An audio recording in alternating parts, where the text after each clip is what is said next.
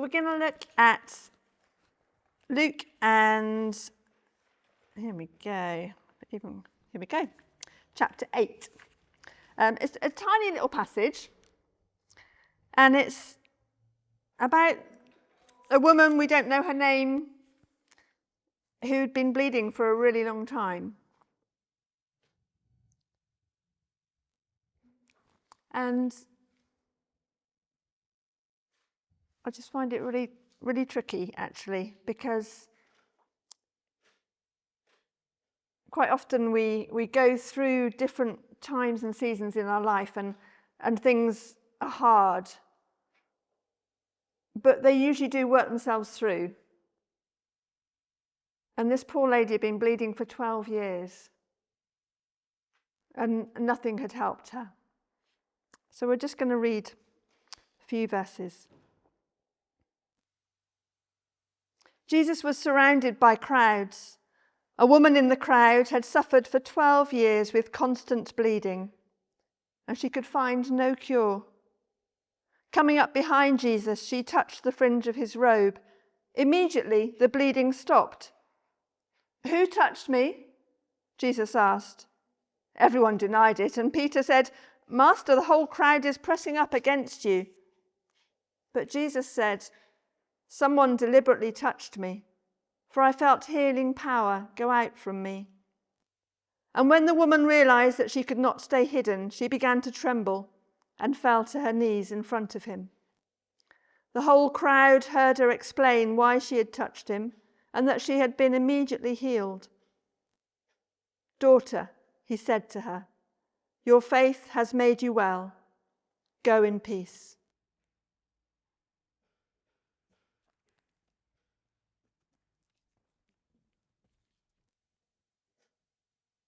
And Jen Ford's done another really great drawing of this woman. And I think it's just so helpful to put a face and a picture to someone who we only have words about. And this is her interpretation of what this woman may have looked like.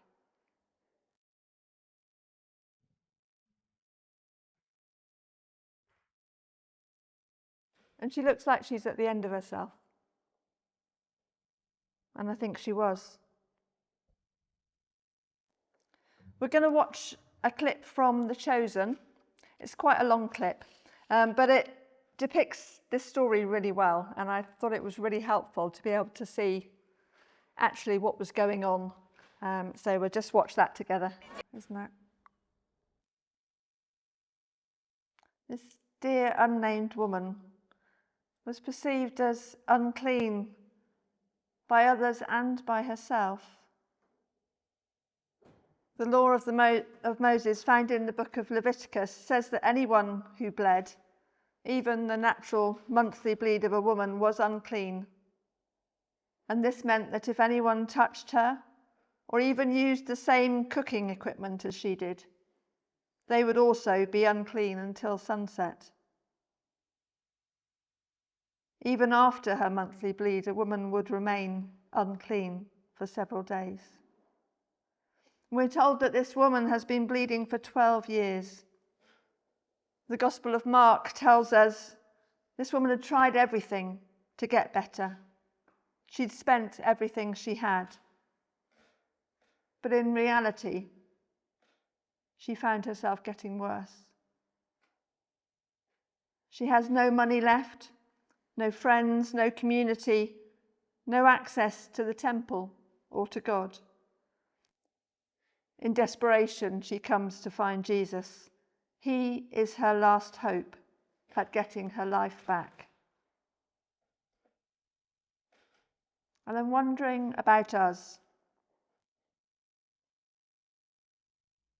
Do we feel that we don't fit in sometimes? That we're not good enough? And what do we try? What does our society and culture tell us we need in order to fit in and feel better about ourselves?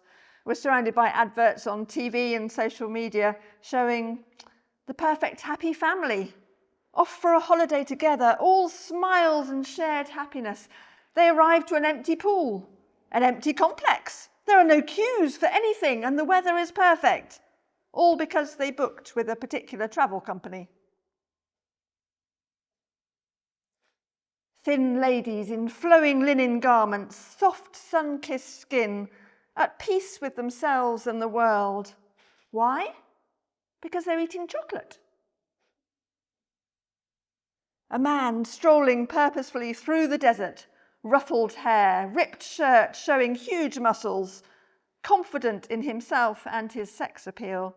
A wolf is by his side. Why? Because he's wearing a certain brand of aftershave, obviously. We know that all these things are not true representations of how life works. I know my body well enough to recognise that actually, while chocolate is tasty and gives it that immediate feel-good sensation, if I eat too much, my body complains.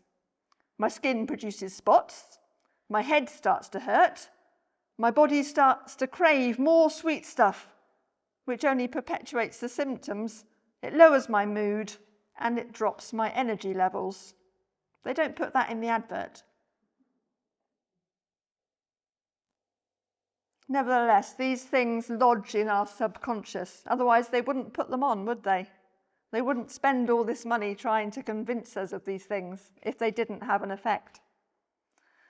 Somehow we feel life would be just better, that we would be better if fill in the blank. This woman had tried everything. Nothing had worked. She still wasn't good enough in her own eyes or in the eyes of her community. Perhaps, if she'd been shown compassion earlier, right from the start, maybe she would have been able to walk through those years of pain and embarrassment, surrounded by love and respect for her wounded body. Perhaps being welcomed and accepted rather than shunned and feared would have given her the strength to love herself. Jesus tells her that her faith has healed her.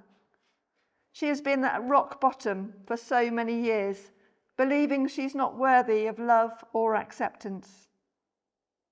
But on this day, something changed.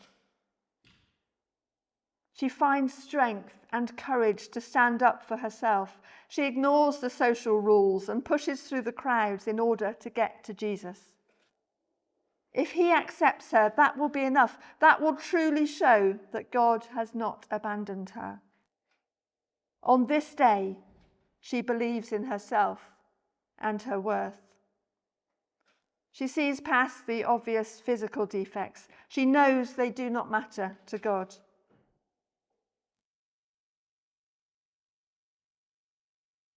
One of my daily readings this last week on Wednesday, something by Richard Raw, and I would like to read a section of it. He says, "Death is not only physical dying. Death also means going to the full depths of things, hitting the bottom, going beyond where we're in control. In that sense, we all go through many deaths in our lives, tipping points when we have to ask, what am I going to do? Many people turn bitter, look for someone to blame and close down. Their death is indeed death for them because there's no room for growth after that. But when we go into the full depths of death of anything, even ironically the depths of our own sin, we can come out the other side transformed, more alive, more open, more forgiving of ourselves and others. And when we come out the other side, we know that we've been led there. We're not holding on. We're being held by a larger force, by a larger source that is not our own. And that is what it means to be saved. The miracle of it all, if we speak of miracles, is that God has found the most ingenious way to transform the human soul. God uses the very thing that would normally destroy us, the tragic, the sorrowful, the painful, the unjust deaths that lead us all to the bottom of our lives. He uses those to transform us.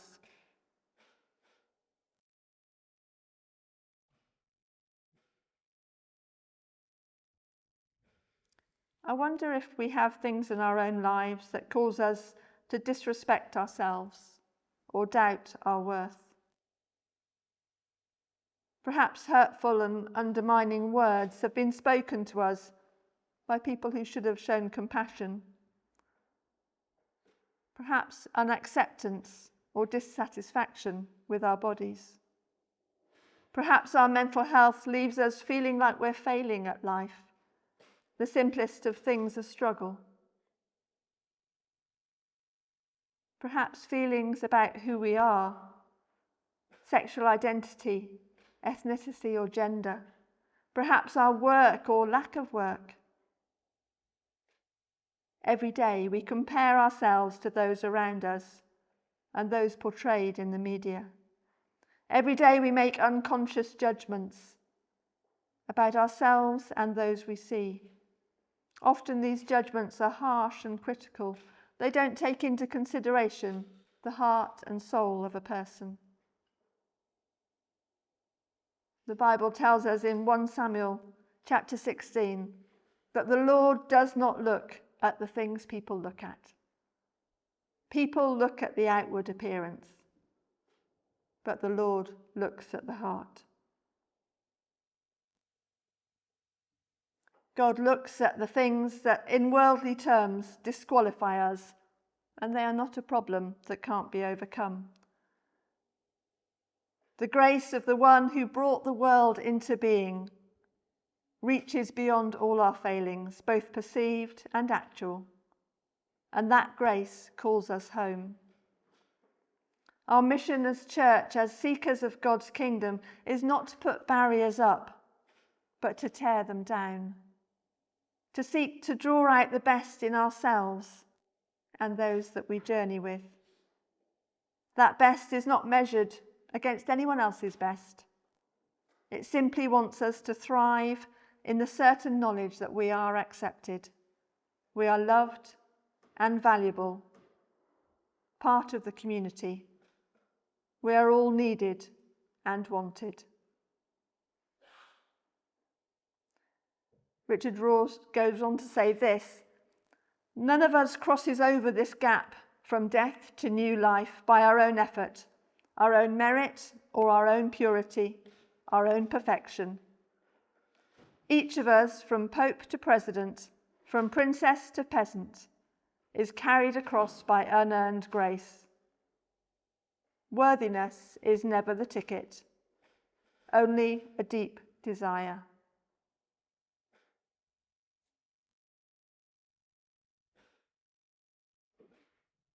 We pause for a few minutes and in the quiet, be kind to yourself. Invite God to whisper his love into whatever situation is most upmost in your heart at this moment. Hear his acceptance. Be open to his grace. God, we admit that sometimes we find it hard to pause and look at the things that deep inside we consider are not good enough about ourselves, things that hold us back,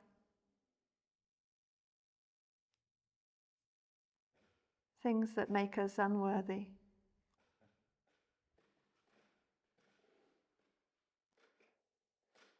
And yet sometimes, God, the opposite is true. And those things are all we can see from moment to moment.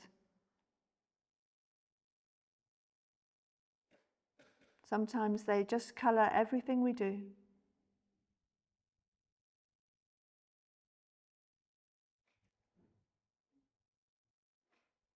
God, we give these things to you now. And we are grateful that you see our hearts, that you see our motives.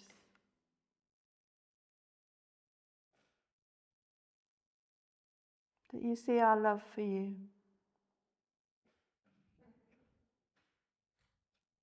We are so grateful that whatever we have to bring, it is enough. Because it's not dependent on us, it's dependent on you.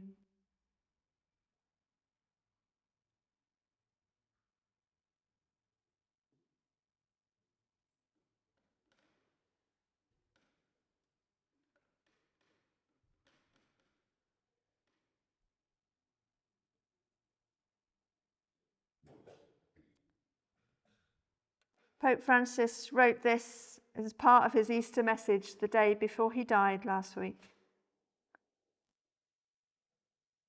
Sisters and brothers, especially those of you experiencing pain and sorrow, your silent cry has been heard, and your tears have been counted. Not one of them has been lost.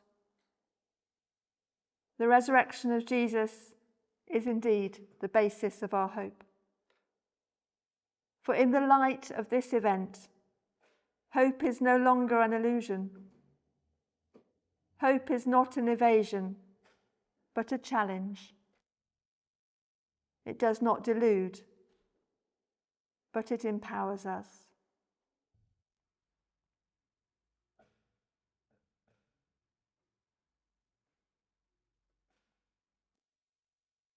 We're going to share communion together. Another symbol of our corporate need, both for God's grace and our deep need of each other. The bread and the grape juice remind us of how deep God's love for us is. Jesus explained to his closest friends and disciples that this was a symbol of his body and his blood. They didn't understand. They would let him down and deny his friendship within hours of this meal together. Jesus knew this would happen, and yet he still called them into a deeper relationship with him and with God. Today, Jesus holds us all together in unity.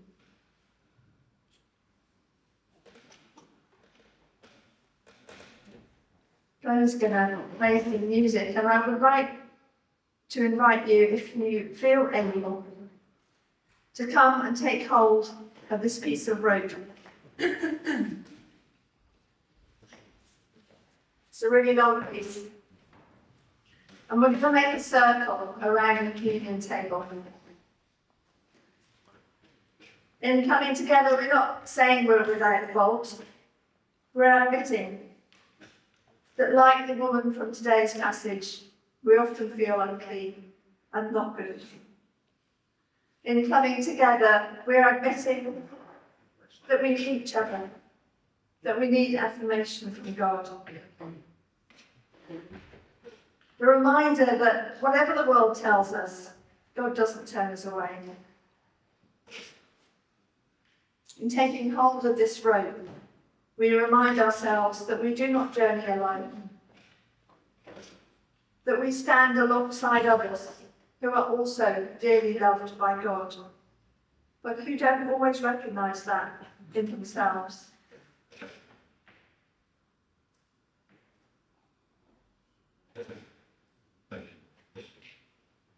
So I invite you to come and stand as family together in this room.